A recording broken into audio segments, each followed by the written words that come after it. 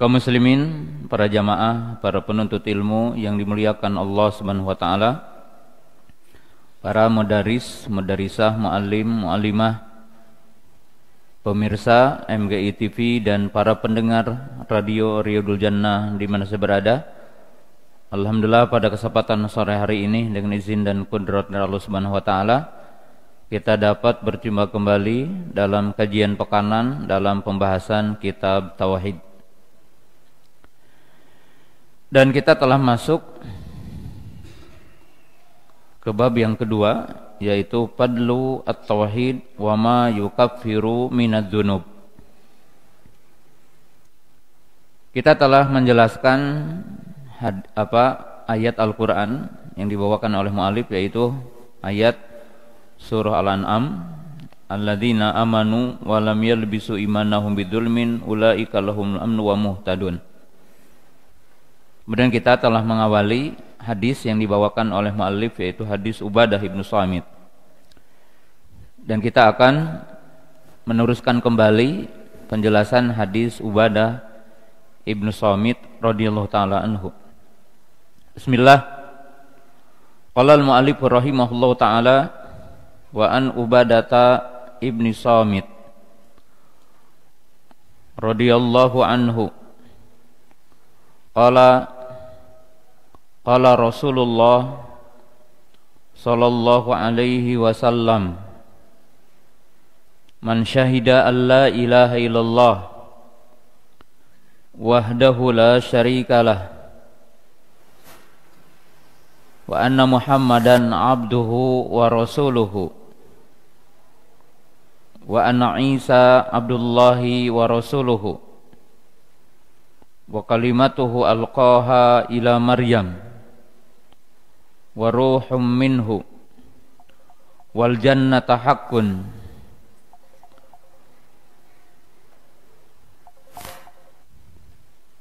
wan naru haqqun adkhalahu Allahu al jannata ala ma kana minal amal.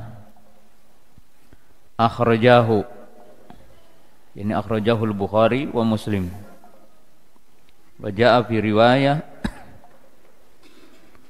man qala la ilaha illallah, man qala la ilaha illallah. Kita telah jelaskan pada pertemuan yang telah lalu tentang mukadimah dari Ubadah ibnu Samit, sahabat mulia Ansar, dari sahabat Ansar yang menyaksikan bai'ah Aqabatul Ula dan bai'ah Aqabatul Tsaniyah, wa syahida Badaran wa Uhudan wa Ghazawat. Ubadah ibnu Samit adalah sahabat yang mengikuti perang Badar, perang Uhud dan perang-perang setelahnya. Sumasakat yakni Daulah Palestina. Kemudian setelah itu beliau termasuk sahabat yang berada di negeri Palestina. Kita katakan hadis ini hadis yang agung, sebagaimana dikatakan oleh Imam Nawawi rahimahullahu taala dalam syarah Sahih Muslim. Beliau mengatakan hada hadisun azimul mauqi'i wa huwa ajma'u aw min ajma'i al ahadisi mustamilati alal aqaidi. Hadis ini adalah hadis yang agung, hadis yang sangat mulia. Artinya hadis yang pembahasannya adalah pembahasan yang paling agung. Kata Imam Nawawi, hadis yang mencakup pokok-pokok tentang akidah. Jadi pokok-pokok tentang akidah. Karena tentunya Islam, syariat Islam itu berkaitan dengan 3 poin penting yang sudah saya jelaskan. Pertama, akidah, tentang berkaitan dengan Allah, yaitu yang berkaitan dengan ma'rifatullah, ma'rifat kepada Allah. Dan yang kedua adalah ma'rifatur risalah, yaitu mengetahui tentang risalah, yaitu kenabian, kerasulan, yang inti di dalamnya adalah ma'rifatus syariah, ma'rifat terhadap syariah. Sedangkan yang ketiga adalah yaitu abwabul mi'ad, yaitu hal yang berkaitan dengan keimanan adanya hari kebangkitan, yaitu kehidupan setelah kematian. Dan udah dijelaskan pada intinya, orang-orang yang menyimpang, artinya kufur atau orang-orang kafir, itu terdapat pada 3 kelompok besar. Artinya ada 3 kelompok besar orang-orang yang dikatakan rumpun orang kafir. Jadi rumpun yang pertama adalah orang-orang yang tidak meyakini adanya Sang Pencipta, adanya Allah, atau dinamakan dengan ateis. Ya, itu orang-orang ateis yang mengatakan bahwa alam semesta terjadi dengan sudfah. Alam semesta jadi dengan tiba-tiba, tidak ada penciptanya. Nah, sedangkan yang kedua adalah orang-orang yang meyakini adanya pencipta, adanya Tuhan, tetapi mereka menyekutukan Allah, menyekutukan Tuhan. Ini yang dikenal dengan rumpun kaum musyrikun, orang-orang musyrik. Ya. Orang-orang musyrik.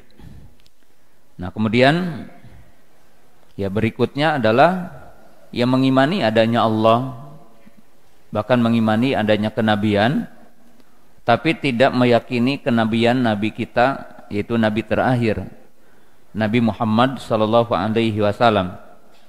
Maka mereka dikenal dengan kufar ahlul kitab, orang kafir ahlul kitab. Ya. Walaupun ahlul kitab juga masuk ke jenis yang pertama, yaitu musyrik, tetapi jenis kekufurannya lebih kepada istilah mereka tidak mengimani tentang kenabian Muhammad. Kemudian masih poin berikutnya adalah kaum falasifah. Falsafah juga sama, orang-orang ateis, yaitu ateis yang dikenal dengan duhriyah, yang tidak mengimani adanya kehidupan setelah kematian, di mana mereka mengatakan akhir dari semua ini adalah waktu. Jadi bumi ada waktunya, alam semesta ada waktunya, kemudian manusia ada waktunya. Berakhirnya kehidupan ini karena waktunya telah berakhir. Maka dikenal dengan istilah duhriyah. Mereka tidak meyakini adanya kematian, adanya kehidupan setelah kematian. Itu secara rumpun besar. Nah, hadis ini menjelaskan usul-usul tentang akidah. Nah, kita akan bahas dengan satuannya. Qala man syahida alla ilaha illallah. Man itu dalam bahasa Arab syartiyah. Syartiyah. Syarat. Jawabnya adalah ujungnya adkhalahullahu al-jannata ala makana minal amal. Nah, di sini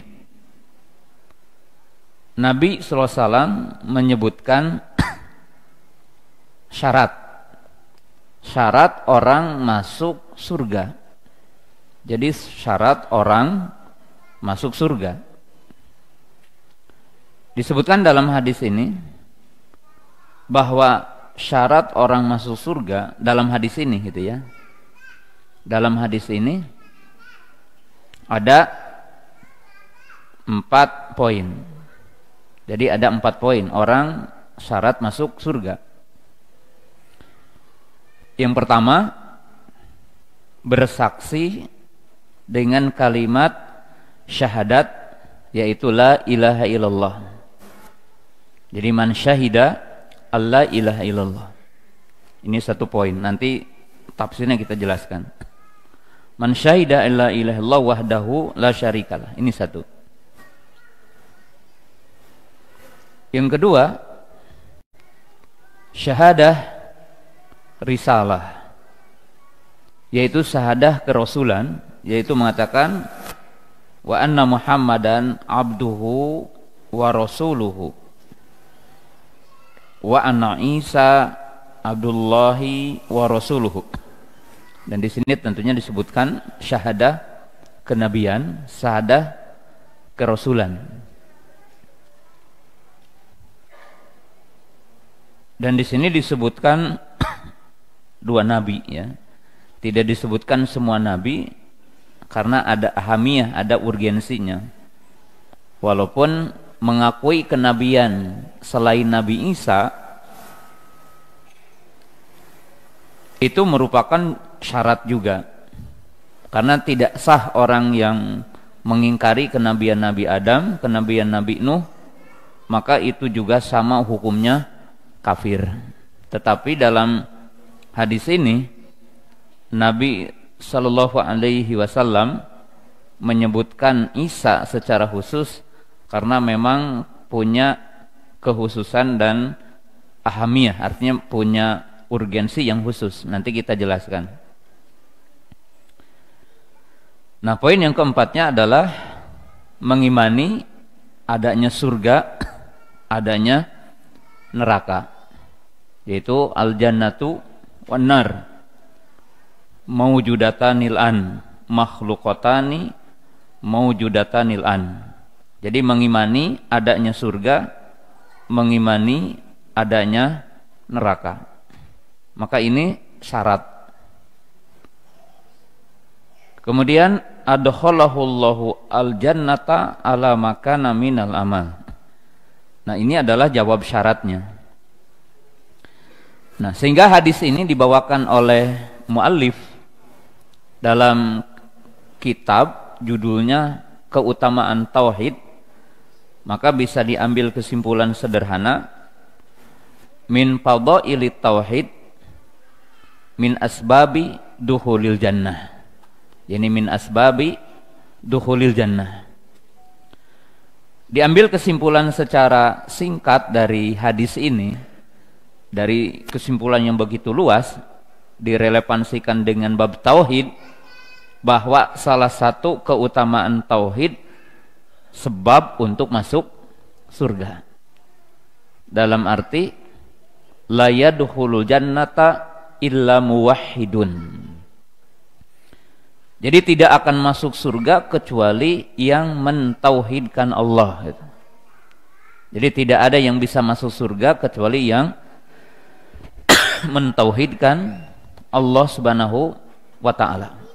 Itu kesimpulan ringkas dari hadis ini. Nah, sekarang kita mentafsil dari kalimat man syahida alla ilaha illallah wahdahu la syarikalah. Nah, kita lihat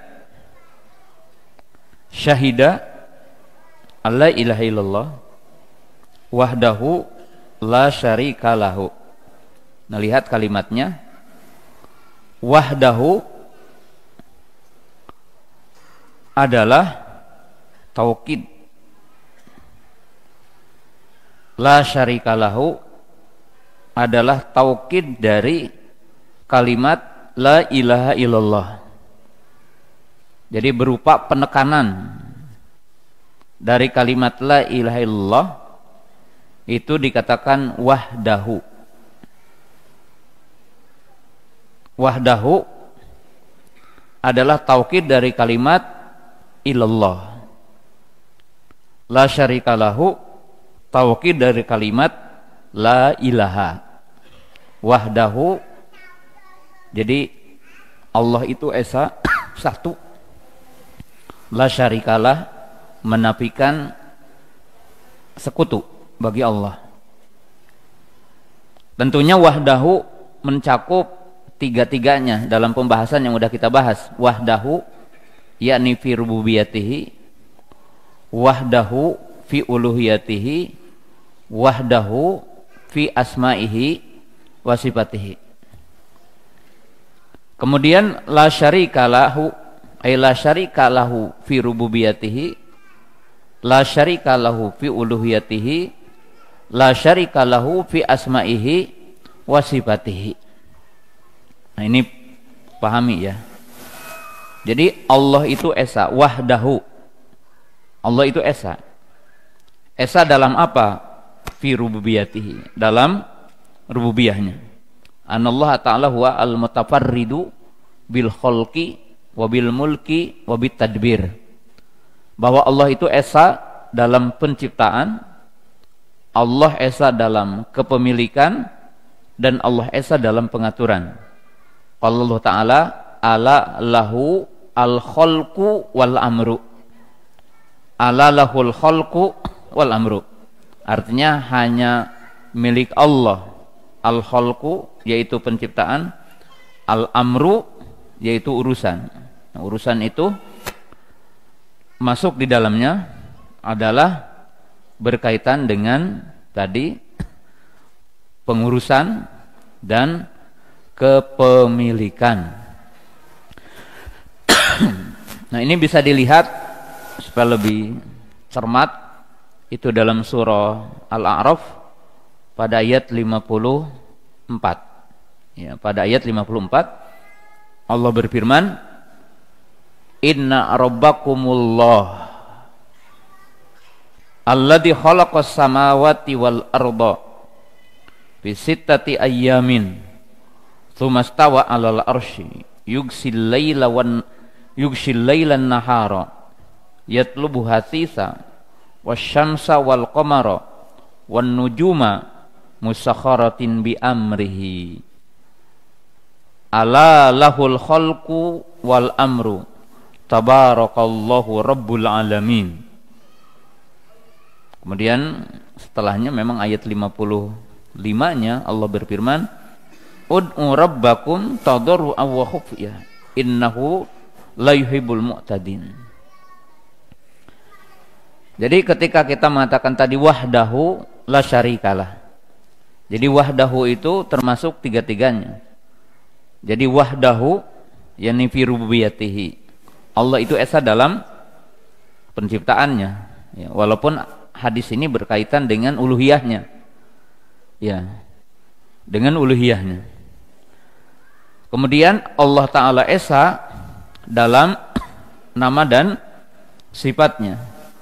Maka kalau esa dalam uluhiyahnya udah jelas ya, bahwa Allah Subhanahu wa Ta'ala mengatakan wa ilahukum ilahun wahidun Allahu la ilaha ilahu. Jadi wa ilahukum ilahun wahidun Allahu la ilaha ilahu. Berapa kali dalam Quran Allah Subhanahu wa Ta'ala mengatakan Allahu la ilaha ilahu? Berapa kali? Dalam Quran Allah mengatakan Allahu la ilaha ilahu. Berapa kali dalam Quran? Yang hafal Quran? Yang hafal Quran? Ustaz Ceceng, berapa kali dalam Quran? Allahu la ilaha ilahu. Berapa kali? Pertama apa? Ayat kursi. Allahu la ilaha ilahu al-hayyu al-qayyum. 1. Surah Al-Baqarah ayat 100, ayat 255. Kedua, Ali Imran. Allahu la ilaha ilahu al-hayyu al-qayyum. Ketiga,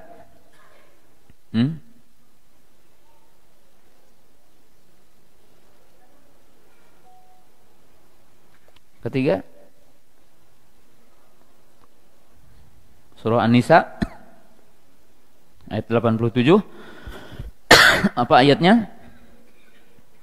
Allahu la ilaha ilahu la yajma'annakum ila yaumil qiyamah la raiba fihi wa man asdaqu minallahi haditsa. Kemudian Ayat berapa lagi?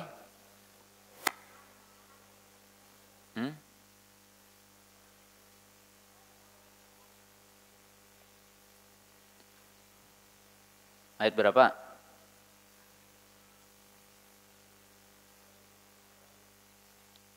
Sebelum Ibrahim.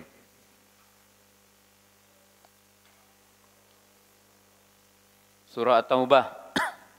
Fa in tawalau faqul hasbiyallahu la ilaha illahu alaihi tawakkaltu wa huwa rabbu ar-arsyil azim. Surah Toha ayat 8. Apa ayatnya? Allahu la ilaha illahu lahul asmaul husna. Kemudian Surah Toha ayat berapa? Enggak.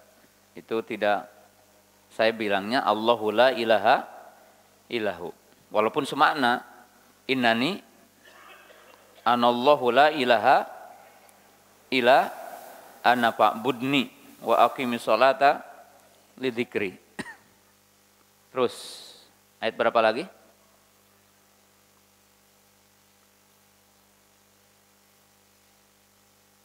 Surah An-Naml. Surah An-Naml.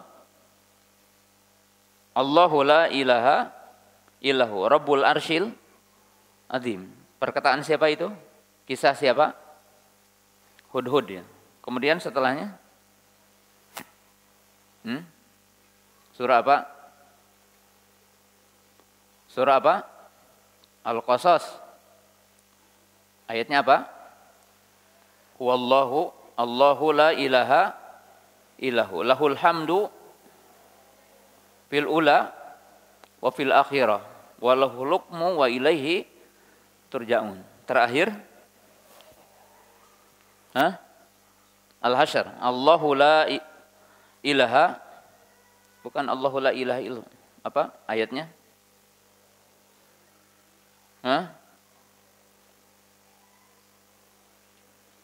Ayatnya apa? Allahu la ilaha illahu wa 'alallahi falyatawakkalil mu'minun.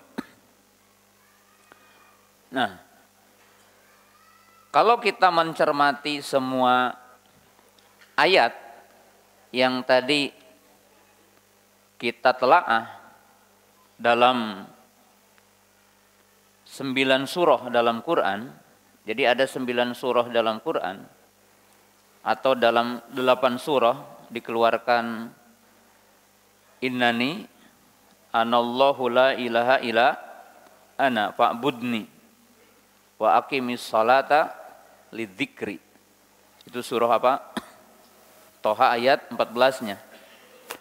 Nah, artinya kaum muslimin pemirsa yang dirahmati Allah Subhanahu wa taala, ayat-ayat yang mengatakan la ilaha illahu. Jadi la ilaha illahu. Satu, kalimat tauhid adalah kalimat yang ada dalam Quran.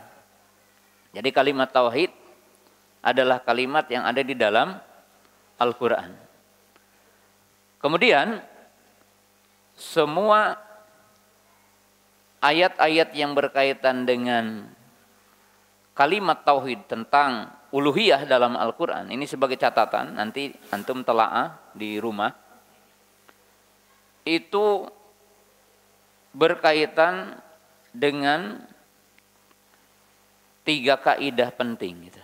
Jadi berkaitan dengan 3 kaidah penting sebagaimana kita akan memahami makna la ilaha illallah gitu. Yang pertama, bahwa Allah Subhanahu wa taala menyertakan dalam setiap ayat yang memerintahkan untuk mengikhlaskan ibadah kepada Allah berupa hujjah yang menunjukkan Allah hak untuk disembah gitu.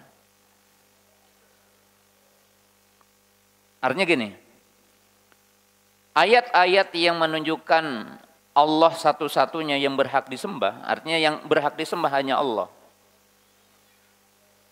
Maka Allah menyertakan argumentasi yang menunjukkan Allah berhak disembah gitu. Ya seperti dalam surah Al-Baqarah ayat 255 tadi. Allahu la ilaha illahu. Kemudian disebutkan sifat Allah yang sempurna. Al-Hayyu Al-Qayyum. La ta'khuduhu sinatun wala naum. Jadi artinya zat yang disembah, zat yang diminta, karena kita itu kan meminta kepada Allah, berdoa, doa. Kedua ada namanya isti'anah, meminta apa? Pertolongan. Ketiga ada yang dinamakan apa? Istighosah. Istighosah artinya apa? Minta keluar dari kesulitan. Isti'adah meminta apa? Perlindungan. Antum paham ini istilah syariat? Doa, isti'adah, isti'anah. Ya, doa lebih umum. Kalau berdoa kan lebih umum, meminta kepada Allah untuk datangnya manfaat dan hilangnya apa? Madarat. Isti'anah meminta pertolongan. Isti'adah meminta pelindungan. Istighosah jadi doa keluar dari karb, dari kesulitan. Nah, maka ketika Allah mengatakan ikhlaslah kamu dalam berdoa, ikhlaslah kamu dalam isti'anah, ikhlaslah kamu dalam isti'adah, ikhlaslah kamu dalam istighosah. Maka Al-Quran menyebutkan argumentasinya. Kenapa hanya Allah tempat meminta pertolongan?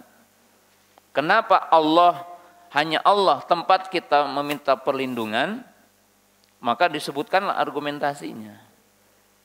Nah, argumentasi yang ada dalam Al-Quran itu secara global adalah beberapa poin yang sudah dijelaskan. Pertama, karena Allah disifati dengan sifat-sifat yang sempurna.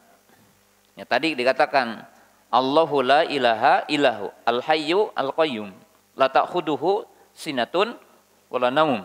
Jadi Allah menetapkan dua sifat, sifat hayat kamilah, sifat qayyumiyah, di mana Allah Ta'ala berdiri sendiri, kemudian menafikan ngantuk, menafikan tidur.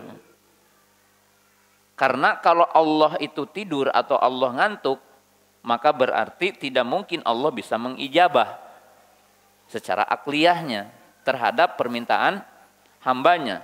Karena ketika tidur tidak bisa menjawab permintaan. Maka itu hujah semuanya. Jadi hujah argumentasi dalam Al-Quran. Nah, itu komponen yang ada dalam Al-Quran. Yang kedua, bahwa dalam sejumlah ayat yang ada di dalam ayat-ayat yang tadi disebutkan, setidaknya ada tadi 9 poin di dalam Al-Quran, kata-kata Allahu la ilaha illahu. Allahu la ilaha illahu. Maka disebutkan argumentasi, ya, Allah Subhanahu wa ta'ala adalah berkaitan dengan kesempurnaan rububiyahnya. Jadi Allah sebagai Rabb, artinya yang mencipta, memiliki, yang mengatur. Nah, maka secara otomatis manusia dengan akalnya mestinya menerima tauhid ini. Kenapa? Karena udah dikasih tahu yang mencipta hanya Allah, yang memiliki hanya Allah, yang mengatur hanya Allah. Jadi zat yang berhak untuk diminta, zat yang berhak untuk kita berlindung adalah hanya Allah. Nabi, para malaikat, orang-orang soleh itu tidak diberikan semuanya itu, karena hanya milik Allah. Maka dikatakan lahu ma fis samawati wa ma fil ar. Ala lahul khalqu wal amru. Itu kan jelas argumentasi yang Allah Ta'ala sebutkan. Ya. Kemudian dalam sejumlah ayat yang disebutkan tauhid tadi, Allahu la ilaha illahu, maka ada perintah langsung satuan yang menunjukkan ibadah itu mengikhlaskan kepadanya. Contoh yang tadi, Allahu la ilaha illahu. Ini ayat terakhir. Falyatawakkalil mu'minun. Falyatawakkalil mu'minun. Artinya ketika Allah mengatakan tidak ada yang berhak disembah kecuali Allah, maka Allah memerintahkan. Apa ayatnya tadi? Falyatawakkalil mu'minun. Yaitu tawakal hanya kepada siapa? Kepada Allah. Dalam surah Toha pada ayat ke-14, apa ayatnya? Innani anallahu la ilaha illa ana fa'budni. Kemudian ada perintah ibadah wa aqimis sholata lidzikri. Jadi Allah Subhanahu wa taala menggandengkan antara menyebutkan tidak ada yang berhak disembah kecuali Allah, lalu menyebutkan sejumlah perintah untuk ibadah langsung mengikhlaskan kepada Allah. Jadi langsung beribadah kepada Allah. Nah, sebagaimana dalam surah Toha menggabungkan antara penyebutan tauhid uluhiyah dengan anjuran kita untuk berdoa dengan menyebutkan namanya.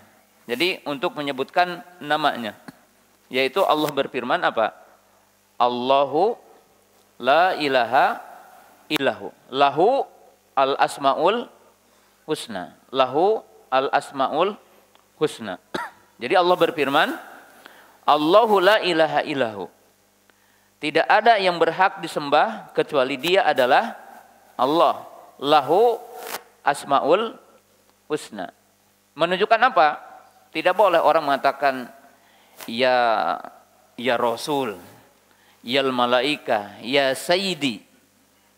Paham nggak ini? Paham nggak? Argumentasi. Jadi ketika Allah mengatakan yang berhak disembah siapa? Allah.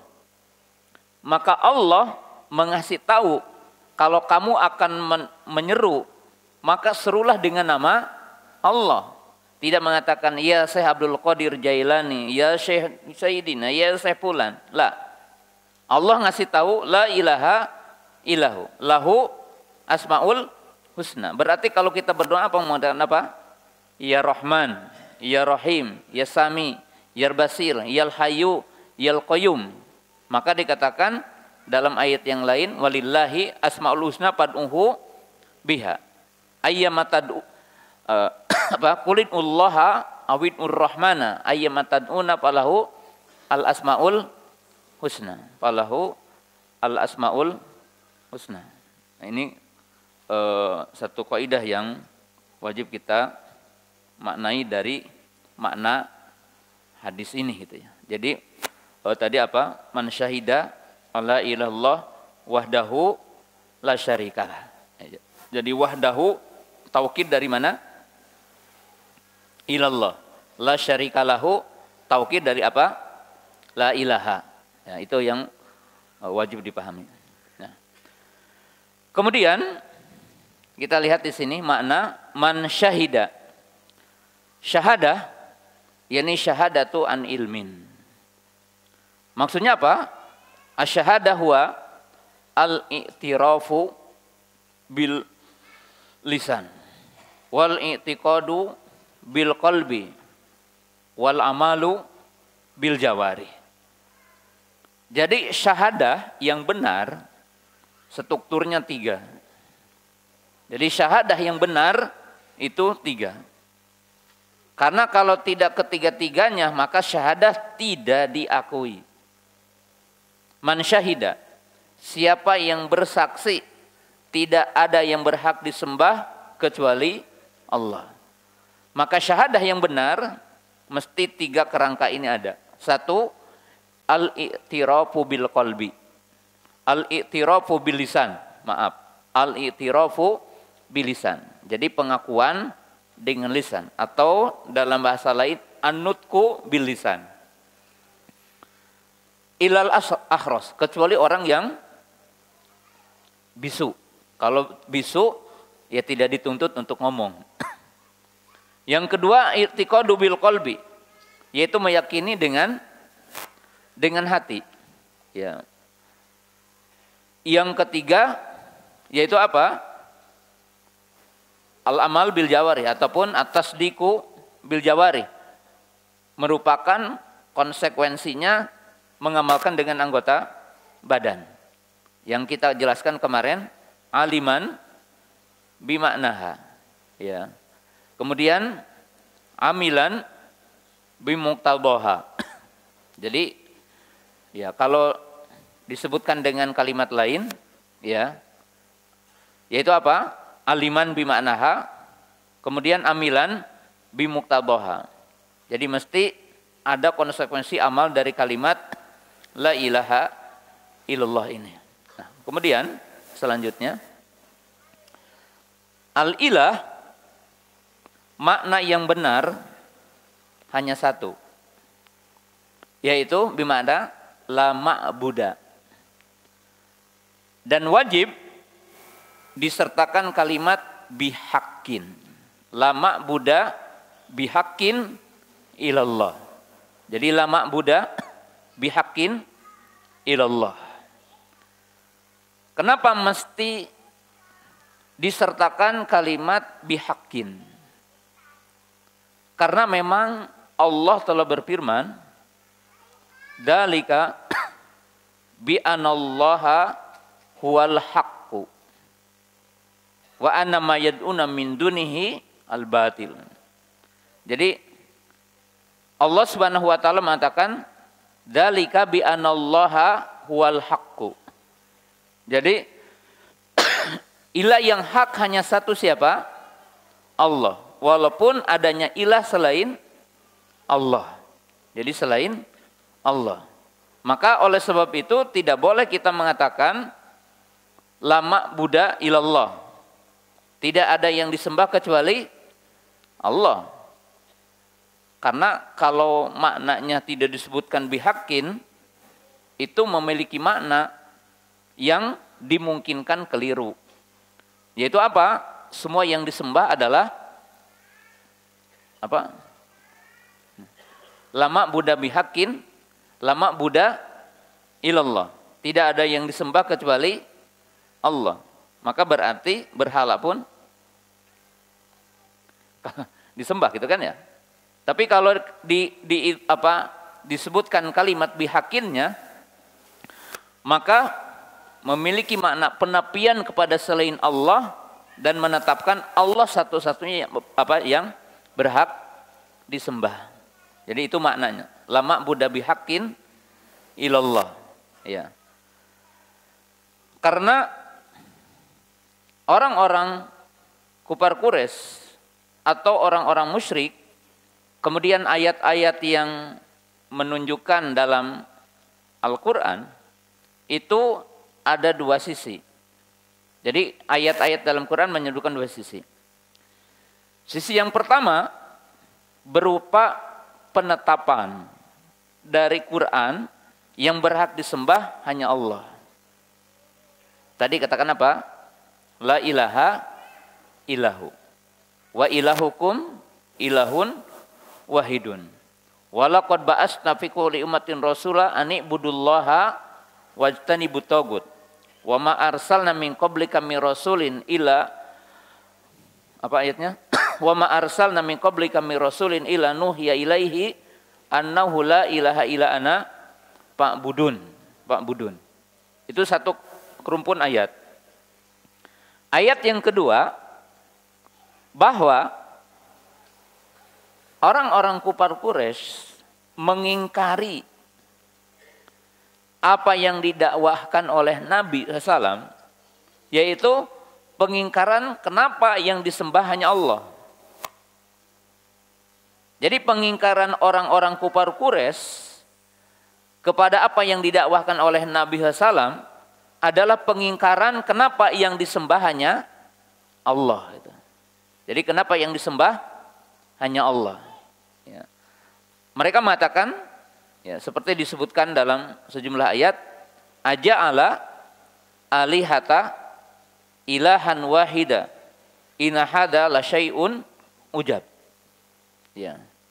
Mereka mengatakan dan mereka melakukan pengingkaran ketika diperintahkan oleh Nabi SAW untuk mengucapkan la ilaha illallah. Bahkan hadis mengatakan umirtu an uqatilan nas hatta yashhadu alla ilaha illallah. Maka mereka mengatakan, apakah ya ilah-ilah yang satu ini, maaf, apakah ilah-ilah yang banyak? Ilahnya mereka apa? Lata, Uzza, Manat, dan yang lainnya. Mereka mengatakan, apakah mungkin dijadikan ilah yang satu? Inna hadza la syai'un ujab. Maka ini dikatakan perkara yang sangat aneh. Ya, jadi ini adalah merupakan sangat apa? Aneh. Maka dikatakan dalam ayat yang lain, mereka mengatakan apa? Li syairin majnun. Jadi ajakan untuk mentauhidkan Allah itu dianggap ya hipnotis atau dianggap ini adalah propaganda orang yang gila. Jadi orang-orang kufar Quraisy mengingkari apa? Mengingkari kalau yang disembah hanya satu.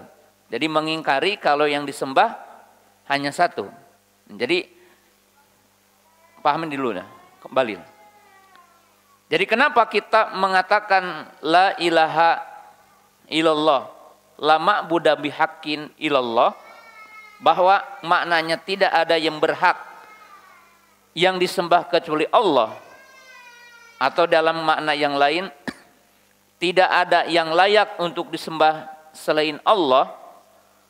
Hal ini karena Al-Qur'an membawakan dua rumpun ayat. Rumpun yang pertama, ya, bahwa ayat-ayat Quran menyatakan bahwa beribadah hanya kepada Allah, bahwa yang berhak disembah hanya Allah, dan didakwakan oleh para nabi. Tadi dikatakan Allahu la ilaha illahu wa ilahukum ilahun wahidun. Kemudian ayat-ayat seperti tadi dikatakan walaqad ba'atsna fi kulli ummatin rasulan an ibudullaha wajtanibut tagut. Dzalika bi anallahu wal haqqu. Yang hak hanya siapa? Allah. Nah, yang kedua, bahwa pengingkaran orang-orang kufar Quraisy ketika disuruh mengucapkan kalimat la ilaha illallah. Jadi ketika mereka disuruh mengucapkan kalimat la ilaha illallah, mereka ya mengingkari adalah konsekuensi dari kalimat ini. Apa konsekuensi dari kalimat ini? Meminta pertolongan hanya kepada Allah, berdoa hanya kepada Allah, berlindung kepada Allah. Ya, itu. Mereka mengatakan aja'ala alihata ilahan wahida inna hada la syai'un ujab. Maka mereka apa? Mengingkari itu. Jadi tidak mengingkari tentang adanya Tuhan. Karena orang-orang kufar Quraisy secara sejarahnya disebutkan bahwasanya mereka mengimani adanya pencipta, mengimani adanya Allah, yang dinamakan dengan istilah dalam Quran ikrar kepada rububiyah Allah. Hanya mereka ya kufur bahwa Allah satu-satunya yang berhak apa? Disembah. Nah, maka oleh sebab itu tidak boleh atau tidak tepat atau tidak boleh kita mengartikan la ilaha illallah seperti la maujuda illallah atau la khaliqa ilallah, atau lal qadiru alal ikhtira ilallah. Jadi kalau diartikan umpamanya apa? La ilaha illallah. Diartikan apa? La maujuda ilallah. Tidak ada yang wujud kecuali Allah. Jadi wujud hakiki katanya hanya Allah. Yang kedua diartikan la khaliqa illallah. Tidak ada pencipta kecuali Allah. Yang ketiga, salah satu contoh diartikan makna kalimat la ilaha illallah adalah la ikhtira'a, la qadira al ikhtira' ilallah. Artinya tidak ada yang memiliki kemampuan untuk mencipta kecuali Allah. Nah, kenapa tafsir-tafsir ini tidak boleh? Pertama, kalau dikatakan la maujuda ilallah, tidak ada yang wujud kecuali Allah. Maka di sini diartikan keliru dari dua sisi. Sisi yang pertama dari sisi bahasa, dari sisi lugoh. Bahasa. Al-ilah, sepakat ahli lugoh bimana al-ma'bud, al-ma'luh. Artinya al-ma'bud, al-ma'luh secara bahasa. Ini secara bahasa. Yang kedua, kalau diartikan secara letterlek pendek, katakan la maujuda ilallah, tidak ada yang wujud kecuali Allah, maka itu bisa maknanya hululiyah itihadiyah. Jadi bermakna manhaj hululiyah itihadiyah. Artinya tidak ada yang ada kecuali Allah. Yang dimaksud Allah menyatu dengan makhluk. Walaupun sebagian yang menafsirkan la maujuda ilallah itu memang tidak demikian maksudnya. Tetapi mereka mengatakan la maujuda ilallah. Jadi setiap yang wujud itu diciptakan Allah. Ya, dari sisi mana benar bahwa tidak ada yang wujud selain Allah kecuali makhluk Allah, kecuali diciptakan Allah. Makna ini benar. Ya. Tapi dari sisi diartikan la ilaha la maujuda, tadi dikatakan itu tidak benar ditinjau dari dua sisi. Sisi yang pertama lugawi, sisi bahasa, karena makluh, ilah bimana makluh, al-ma'bud bukan bimana al-khaliq. Yang kedua, tadi memiliki konsekuensi ya, pemahaman yang keliru, yaitu itihadiyah.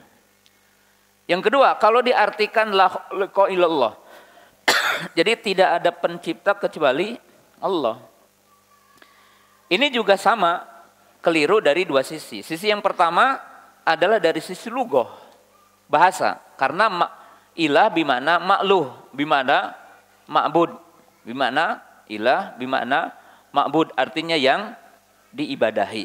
Nah, yang kedua dari sisi hakikat, yaitu apa? Bahwa sesungguhnya orang-orang kufar Quraisy yang ketika turun ayat-ayat tentang tauhid, yang turun ketika hadis-hadis tentang tauhid, itu ikrar, bukan beriman dalam arti iman, ya. Tapi ikrar mengakui yang mencipta, yang memiliki Allah. Sebagaimana ayat-ayat yang sangat jelas di dalam ayat Al-Quran ketika Allah berfirman, wala in sa'altahum man khalaqas samawati wal ard la yaqulunallah. Jadi apabila kita bertanya kepada mereka, siapa yang menciptakan bumi dan langit, maka mereka mengatakan Allah.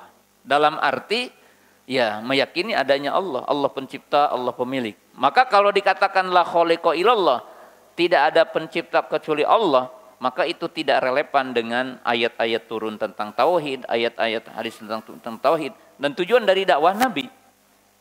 Karena dakwah Nabi ini menderek manusia ataupun membimbing manusia untuk mengikhlaskan ibadah kepada Allah Subhanahu wa ta'ala. Adapun makna yang ketiga sama. Jadi makna yang ketiga adalah sama. Nah, tapi kita memiliki pemahaman begini dalam Quran. Kita ahlu sunnah memahami semua makna ayat yang menunjukkan uluhiyah Allah otomatis mengandung makna rububiyah. Paham nggak? Jadi semua makna ayat tentang uluhiyah maka mengandung rububiyah. Mengandung apa? Rububiyah. Ketika kita mengatakan Allahu la ilaha illahu, otomatis kita meyakini Allah mencipta, Allah yang memiliki, Allah yang mengatur. Ya. Tapi makna uluhiyah bukan makna rububiyah, tapi mengandung makna rububiyah. Paham nggak bedanya? Makna uluhiyah bukan makna rububiyah, tetapi mengandung rububiyah. Artinya kalau kita meyakini yang diminta hanya Allah, tempat yang meminta hanya Allah, apakah mungkin kita tidak meyakini Allah yang mencipta? Apa mungkin kita tidak mengamini Allah yang memberi? Allah yang memberi rizki? Bagaimana kita meminta rizki kepada Allah dengan satu keyakinan kita tidak meyakini Allah tidak memberi? Ya, dengan satu keyakinan Allah itu tidak memberi, nggak mungkin. Maka otomatis ketika kita mentauhidkan Allah dalam uluhiyah, maka secara otomatis mengandung mentauhidkan apa? Uluhiyah. Dan itu kaidah yang udah kita apa? Jelaskan sejak awal. Jadi menjelaskan sejak awal. Ya. Jadi itu mana hakikatnya, ya. Dan orang-orang kufar Quraisy sebagaimana disebutkan dalam sejumlah ayat, ya. Jadi dalam sejumlah ayat mereka kan mengatakan seperti kami tidak, ya, melakukan taqarrub kepada Lata, Uzza, Manat untuk apa?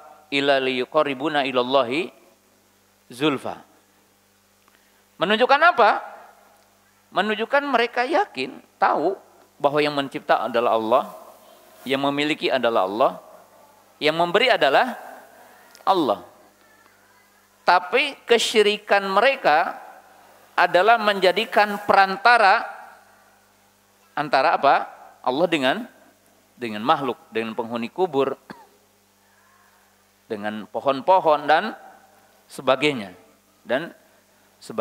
Maka makna yang benar tetap hanya satu, yaitu lama buddha bihaqqin ilallah. Lama buddha bihaqqin ilallah.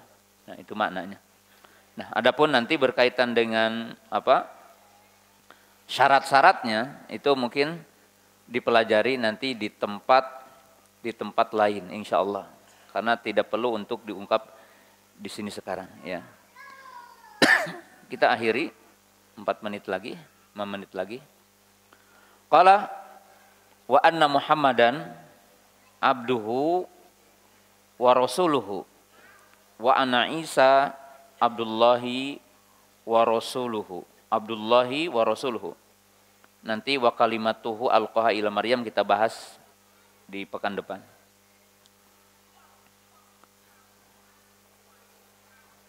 Semua nabi, semua rasul, abdun wa rasulun.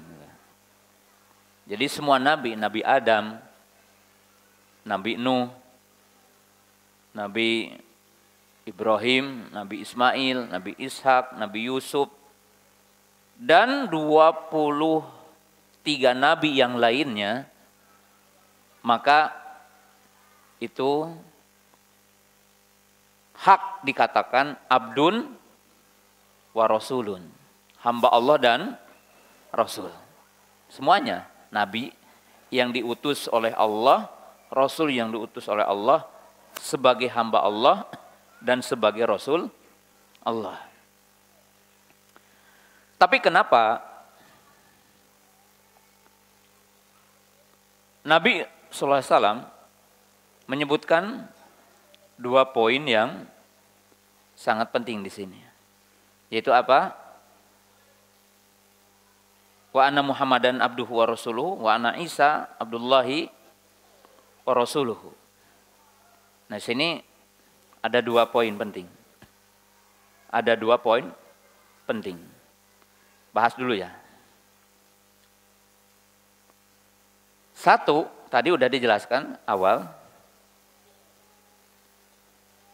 Orang kafir salah satunya semua orang yang menyekutukan Allah. Jadi kalau ditanya siapa orang kafir? Salah satunya semua orang yang menyekutukan Allah. Maka dia adalah kafir. Walaupun musyrik punya makna tersendiri, tapi musyrik bagian dari kafir. Itu yang pertama. Kedua, orang kafir adalah yang mengingkari kerasulan. Jadi yang mengingkari kerasulan itu adalah kafir. Nah, pahami supaya punya korelasinya.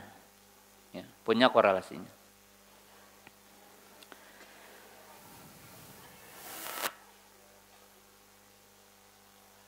Jadi orang bisa kafir atau masuk kepada kategori kafir salah satu di antara 2 poin ini.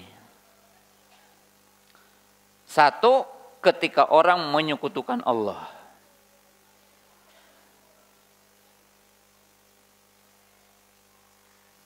Kedua, ketika orang mengingkari kerasulan di antara rasul-rasul.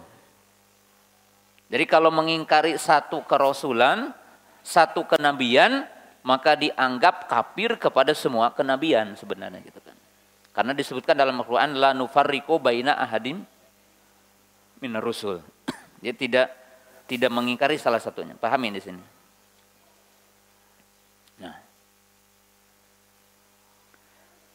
Jadi kalau ada orang yang mentauhidkan Allah dan mengimani Allah tapi mengingkari salah satu rasul Allah, maka dia adalah kafir. Maka ahlul kitab adalah kafir gitu.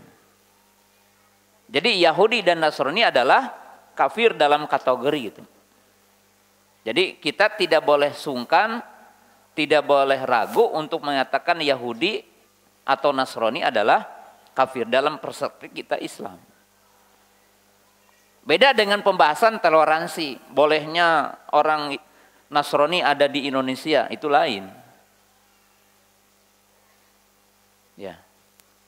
Tapi orang mukmin wajib meyakini yang mengingkari kenabian adalah kafir. Artinya orang yang mengimani bahwa Isa adalah Rasul, tapi tidak mengimani kerasulan Muhammad, maka dia adalah kafir. Nah itu apa? Komponennya. Barang siapa yang mengimani Muhammad sebagai Rasul dan Isa sebagai Rasul, tapi dia menyekutukan Allah, maka dia juga adalah apa? Kafir itu. Dalam arti dihukumi sebagai orang kafir. Tidak terpisah di antara keduanya. Jadi tidak terpisah di antara keduanya. Itu isi dari potongan hadis ini. Nah, pahami lagi setelahnya. Pahami lagi setelahnya. Ya. Kemudian yang kedua, wa anna Muhammadan abduhu wa rasuluhu wa anna Isa abdullah wa rasuluh. Ya. Dikatakan Abdullah atau abduhu. Nah, begini.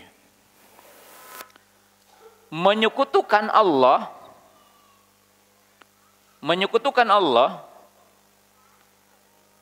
tentunya dengan banyak bentuk menyekutukan Allah.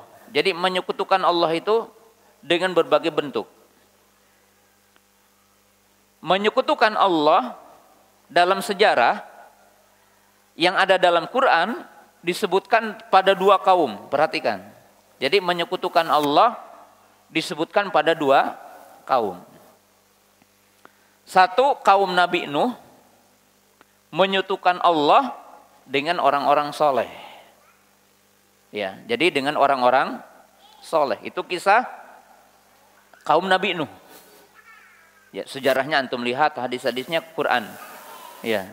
Wadan waswa'an wa yaghutsa wa ya'uqa wa Nasro. Itu 5 orang soleh yang ada di kisah Nabi siapa?